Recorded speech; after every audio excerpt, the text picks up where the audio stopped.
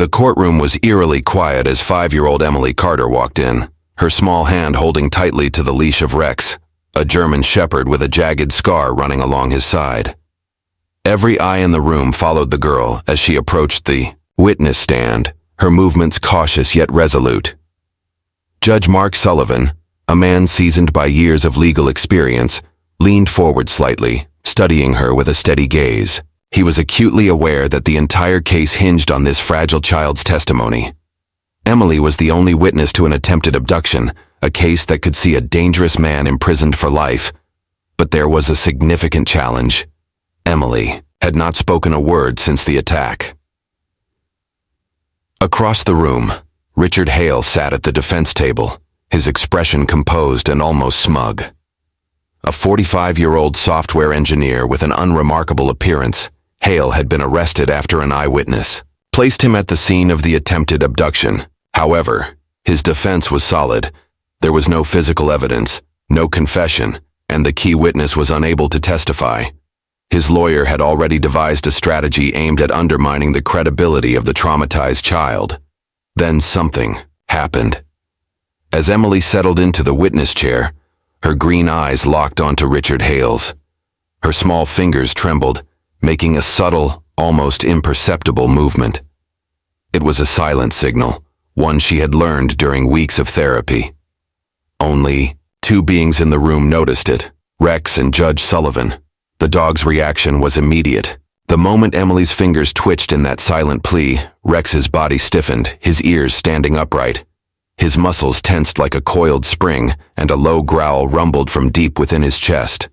His golden brown eyes fixed on Hale, unwavering and intense.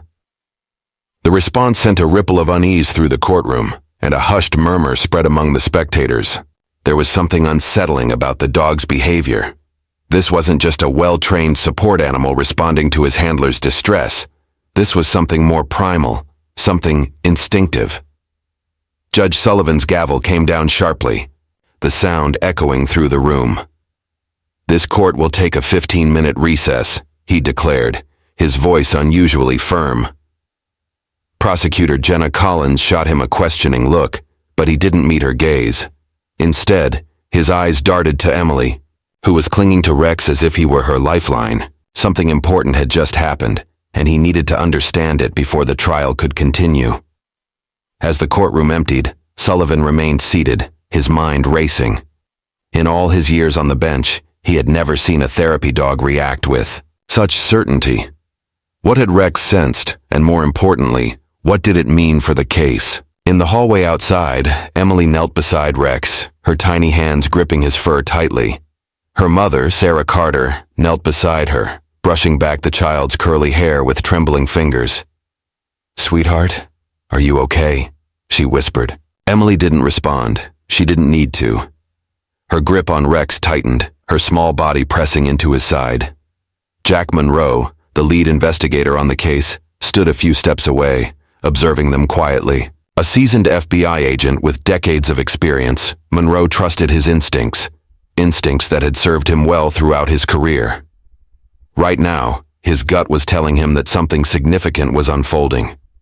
Whatever had just transpired in that courtroom was undoubtedly a game changer. Jack Monroe stepped closer to Judge Sullivan. "Something spooked that dog," he murmured, his voice low. "I'd bet my badge he recognizes Hale from somewhere." Sullivan exhaled slowly, his sharp blue eyes narrowing. "Then we need to find out where." Meanwhile, inside the defense's private room, Richard Hale sat across from his attorney, Michael Graves. As soon as they were alone, the smug confidence that had previously adorned Hale's face twisted into something colder, more calculating. His fingers drummed against the table as he replayed the moment in his mind. The girl hadn't spoken, but the dog had reacted. "She knows," he muttered under his breath. Graves raised an eyebrow, but Hale quickly forced a small smile. "Nothing," he said, though his mind was already racing. That damn dog. He hadn't considered the animal would be a problem, but now it seemed Rex might be the key to unraveling everything. As the 15-minute recess neared its end, Judge Sullivan straightened his robes, taking a deep breath. He didn't believe in coincidences, and something told him Rex had just provided the most important clue of the trial. It was time to dig deeper. For the first time since the case had begun, he felt the tide shifting. Before the courtroom, before the silence, before the terror that stole her voice, Emily Carter had been a vibrant, chatty child. At 5 years old, she was the kind of girl who filled a room with endless stories, her bright blue eyes gleaming with curiosity and mischief. She loved fairy tales, stuffed animals, and the way her mother read bedtime stories, doing different voices for each character. Emily had never known fear, until that fateful afternoon. It had been a perfect spring day. The scent of blooming flowers drifted through the air, and the warm sun painted golden streaks across the backyard. Sarah Carter had been watching her daughter from the kitchen window, a smile tugging at the corner of her lips as Emily twirled in the yard, her pink dress flaring like a dancer's. David Carter, Emily's father, was due home in a few hours, and Sarah had been debating whether to start dinner or wait for him. It should have been an ordinary afternoon. It should have been safe. At 3:42 p.m., Sarah's phone rang. It was her sister calling from out of state, and Sarah stepped inside for what she thought would be a quick conversation. 4 minutes. That's all it took. When she returned to the yard, the gate was ajar. A wave of cold terror shot through her veins. Her breath caught in her throat as she scanned the space where her daughter had been. Emily was still there, but she wasn't alone. A black van idled near the curb, its side door slightly open. A man knelt beside Emily, his smile unnervingly warm. "I have puppies in my van," he said, his voice smooth, practiced. "Special ones. They need a little girl to take care of them. Would you like to see?" Sarah's world seemed to slow.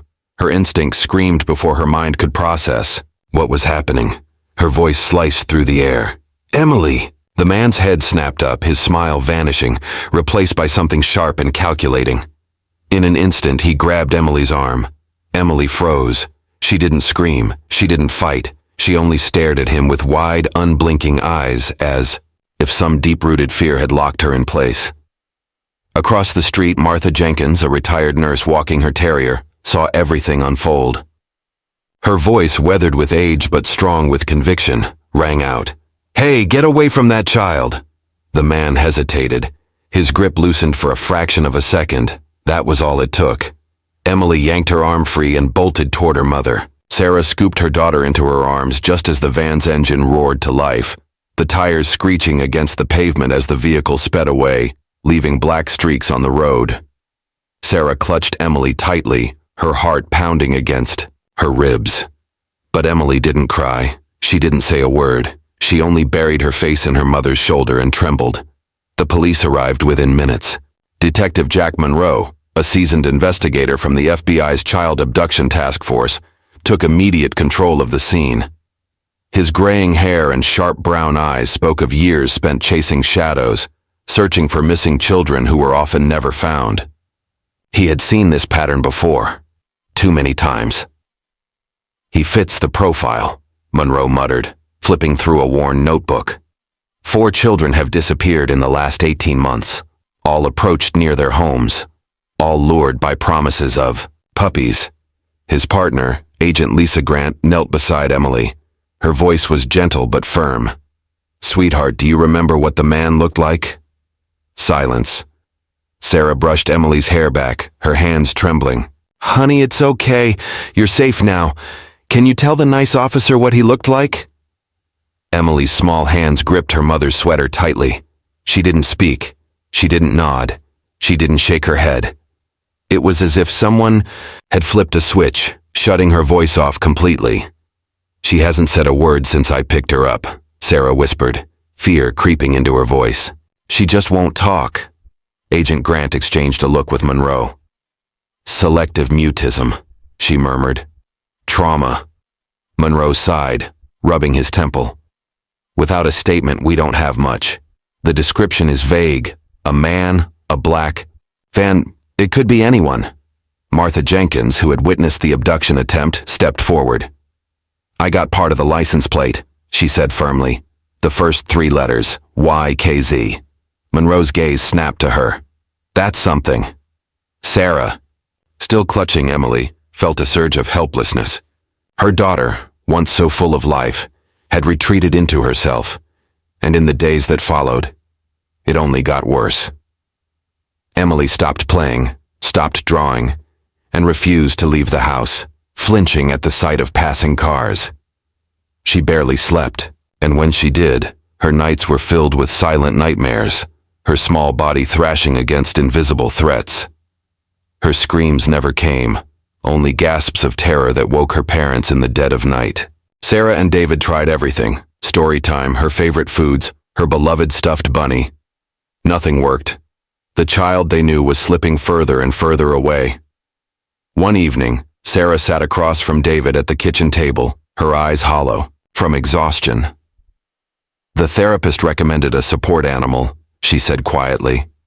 A therapy dog. David ran a tired hand through his hair. You really think that'll help? I don't know, Sarah admitted, but I'm willing to try anything. Neither of them could have known how much that decision would change everything, because while Emily had lost her voice, there was someone who could still hear her, and his name was Rex. The air inside Dr. Laura Bennett's Animal Rehabilitation Center was thick with the scent of antiseptic and the earthy musk of fur. The room was quiet, except for the rhythmic ticking of the clock and the occasional scratch of claws against the tiled floor. On a large orthopedic bed near the window, a German shepherd lay still, his deep brown eyes tracking every movement with quiet intensity. His name was Rex. Once, he had been one of the finest canine officers on the city's police force, a dog whose instincts and training had saved lives. But now, he bore the scars of sacrifice. One particularly jagged mark ran down his right flank, a permanent reminder of the night that ended his career 3 years ago. During a raid to rescue a kidnapped child, Rex had lunged at an armed suspect without hesitation. The man had slashed at him with a knife meant for an officer, cutting deep into his flesh. Rex had subdued the suspect even as blood darkened his fur, but in the months that followed, the injury never fully healed. His mobility was affected, and the department, strapped for funds, made the difficult decision to retire him. Rex had been placed on a euthanasia list, deemed unfit for service. That was before Laura stepped in. Dr. Bennett had been running the therapy animal program for years, specializing in cases where animals could help trauma survivors. When she heard about Rex's case, she fought to adopt him, convinced that his sharp mind and unwavering loyalty still had value. Now, she was about to test that belief. Sarah Carter sat nervously in a chair, her fingers gripping the fabric of her skirt. Emily stood behind her, peeking out from behind her mother's shoulder. The little girl had refused to speak since the incident 2 weeks ago, and though she had attended therapy, nothing had coaxed a word from her. Laura knelt to Emily's level, her voice gentle. Hi, Emily. My name is Laura. I work with very special dogs. Dogs that help kids who have been through scary things. Emily said nothing, her green eyes flickering to the large German shepherd a few feet away. Rex sat patiently, his ears perked forward, but he didn't move toward her. He simply watched, his presence steady and unthreatening. Would you like to meet him? Laura asked. The little girl didn't answer, but she didn't run either. That was a start. Sarah smoothed her daughter's hair. He's a very nice dog, sweetheart. He used to be a police dog just like the ones in your storybooks. Laura gestured to Rex and gave a quiet command. Stay. The German shepherd didn't so much as twitch. Laura turned back to Emily. You don't have to come close if you don't want to. Rex will wait right here, but if you feel ready, you can put out your hand and he'll come to you. Emily hesitated for long moments. She remained frozen in place. Then, inch by inch, she stepped out from behind her mother. Her tiny hand lifted, hesitant, but deliberate. Rex remained still, waiting for the final cue. When Laura nodded, he slowly lowered his head and took a careful step forward, then another, and another. The moment his warm breath touched Emily's palm, something shifted. Emily's fingers curled slightly, brushing through the dog's thick fur. The connection was made. Sarah gasped softly, pressing a hand to her mouth. It was the first time Emily had reached out to anything or anyone since the attack. Tears welled in Sarah's eyes as she whispered, "Oh, baby." Emily's small fingers burrowed deeper into Rex's fur, gripping him as if he were the only solid thing in a world that had turned terrifyingly uncertain. Laura smiled. "That's a good girl." "Emily, Rex likes you." The child said nothing, but she didn't let go. Over the next few weeks, Rex and Emily became inseparable. At home, she would sit beside him for hours, her tiny hands tracing the scar along his side. When nightmares woke her in the middle of the night, it was Rex's steady heartbeat that calmed her. Though she still refused to speak, she began drawing again. Simple crayon pictures of a girl and a dog standing together against shadowy figures. One afternoon, while sitting on the floor of Laura's office, Emily watched Rex perform a simple trick when something remarkable happened. "Good boy," she whispered. The words were so soft that for a moment Sarah thought she had imagined them. But when she turned, she saw Emily staring at Rex, her lips slightly parted in wonder, as if she too had surprised herself. Tears filled Sarah's eyes. It wasn't much, but it was a start. Laura placed a gentle hand on Sarah's arm. "She trusts him," she murmured. "Sometimes trust is the first step toward finding your voice again." Sarah squeezed her hand. "Then we'll follow wherever that trust leads." And it would lead them somewhere they never expected, into a courtroom where a monster would finally be unmasked. The air inside the courtroom was thick with tension. The seats in the gallery were filled with journalists, families, and legal observers, all watching with anticipation as one of the most high-profile trials in recent memory was about to begin. In the center of the room, the defendant, Richard Hale, sat beside his attorney. His expression was unreadable, and despite the weight of the charges against him, he appeared disturbingly calm. His fingers tapped rhythmically against the polished wood of the defense table. Seated beside her mother, Emily Carter clutched the leash of Rex tightly. Her small fingers wrapped around the thick fabric as if it were a lifeline. The German shepherd sat alert beside her, his ears pricked forward, his deep brown eyes locked onto Hale. Every so often his nose would twitch, as if he were scenting something familiar in the air. "All rise," the bailiff's voice rang through the chamber as Judge Mark Sullivan entered, his robe flowing behind him. He took his seat at the elevated bench, his sharp eyes scanning the room before settling briefly on Emily and Rex.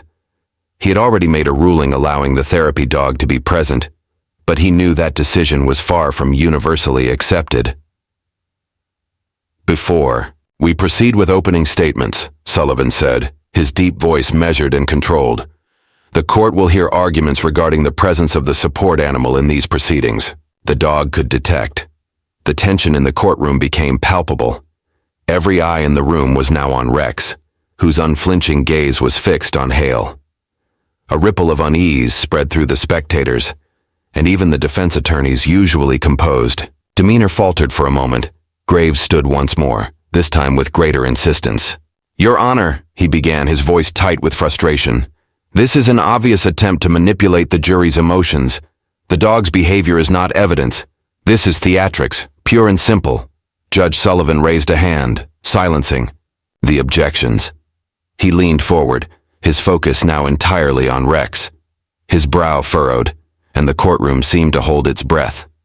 The dog's reaction was not that of a trained support animal.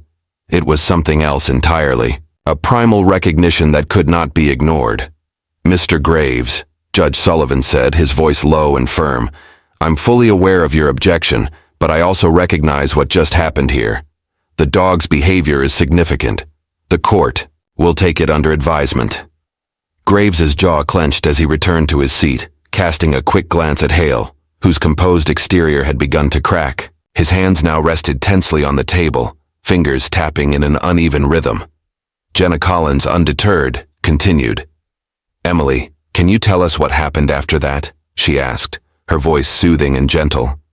Emily's small hand trembled slightly as she continued to clutch Rex's fur, her gaze still fixed on the floor, but her movements were deliberate, steady. Rex, sensing her continued discomfort, pressed himself closer. his warm body offering a quiet reassurance. For a moment, the courtroom seemed to fade away, leaving only Emily, Rex, and the steady presence of the support animal. It wasn't until Emily's hand, still gripping Rex's fur, gave another small, deliberate pull that the tension in the room began to shift. With quiet determination, she looked up, her green eyes locking on Hale once more. She nodded ever so slightly, the simple gesture enough to speak volumes. Judge Sullivan's gaze never wavered. There was no doubt in his mind. The dog had recognized something the human senses could not yet comprehend. "Let the record reflect," he said, his voice steady but tinged with a new gravity, "that the witness has made an identification." A murmur stirred in the gallery, the courtroom abuzz with the weight of what had just transpired. The prosecution had struck a significant blow, and while the defense tried to discredit it, the room could feel the undeniable shift. The tide was turning, and for the first time, the full gravity of the case seemed to settle on everyone present. Emily's silence had spoken louder than any words ever could. And with Rex at her side, she had found the courage to face the monster that had tried to steal her voice. As they descended into the basement, the faint smell of mildew and stale air clinging to the walls. The dim light from their flashlights flickered as they moved further down, their footsteps echoing in the silence of the underground space. Rex, still leading the way, began to growl again, the sound low and unsettling. His body was rigid, every sense heightened as if he was in tune with something that no one else could yet fully understand. Monroe's instincts told him they were close to something dark. As they reached the bottom of the stairs, the air felt heavier, oppressive even. The basement was small, almost claustrophobic, with barely enough room for the team to move freely. But in the corner, something caught their attention. A stack of old weathered crates and boxes.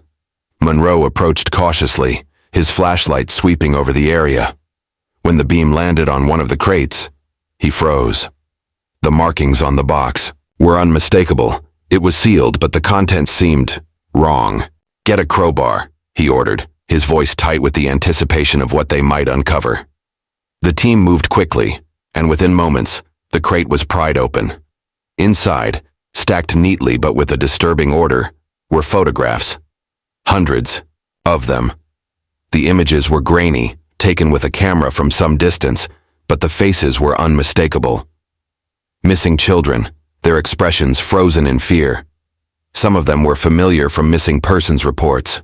Others were less known, but each one told the same horrifying story. Rex, still fixated on the crates, let out a low whine and paced the room as if urging them to uncover more. Monroe's heart pounded in his chest.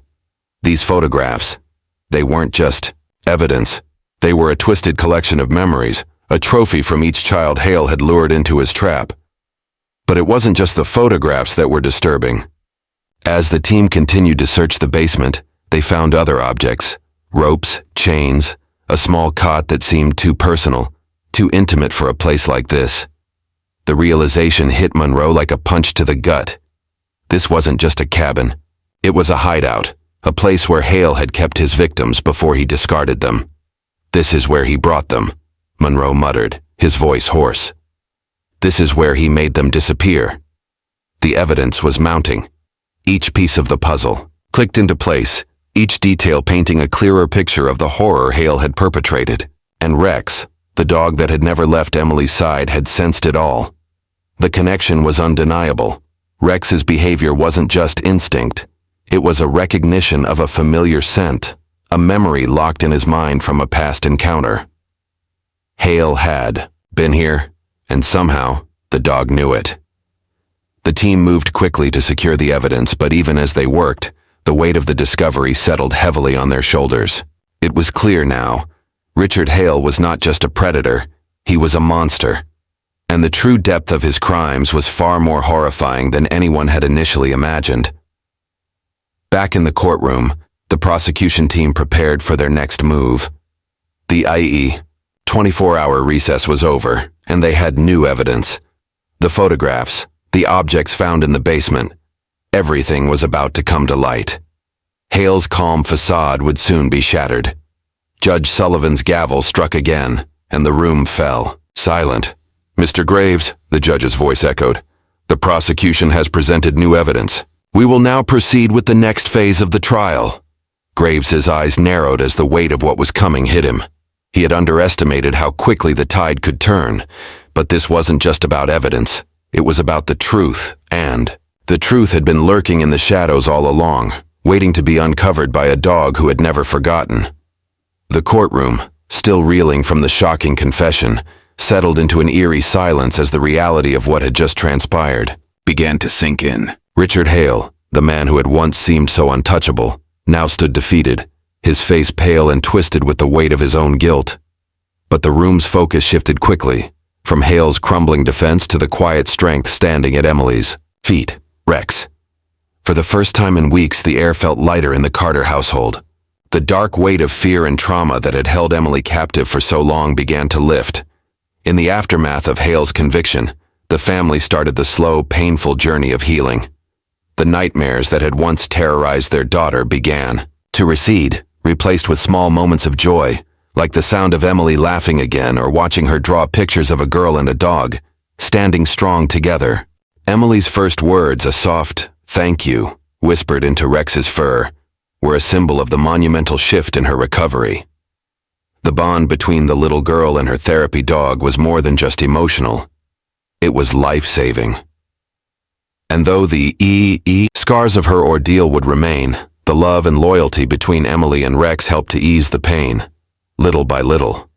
Sarah and David, though still grappling with the enormity of what they had endured, found a sense of peace in knowing their daughter was no longer lost to them. Rex, their steadfast protector, had not only helped Emily find her voice again, but had also been the silent witness to the crimes Hale had committed, his instincts leading them to the truth. As for Rex, his quiet, unyielding presence had done what no amount of words could. He had been the bridge between fear and hope, between silence and healing. In the weeks that followed, he would continue to be Emily's guardian, her confidant, and her friend. For Detective Monroe, the case had been a reminder of just how deep the connection between humans and animals could run. He'd seen it all, the darkest corners of humanity, but it was a dog, a scarred, retired canine officer, that had made the difference. In the end, it wasn't just the evidence or the testimony that sealed Hale's fate. It was Rex's unwavering loyalty and instinct that had brought the truth to light. The trial might have ended, but the story was far from over. Emily, once silent and trapped by her own trauma, was finding her way back to the world, step by step, with Rex by her side. And as for the people who had helped her along the way, Monroe, Collins, Dr. Bennett, while they had all played their parts, it was clear that the true heroes were the ones who never gave up, no matter how dark the road became. In a world that could sometimes seem filled with shadows, Rex was a reminder that light could be found, even in the most unexpected places.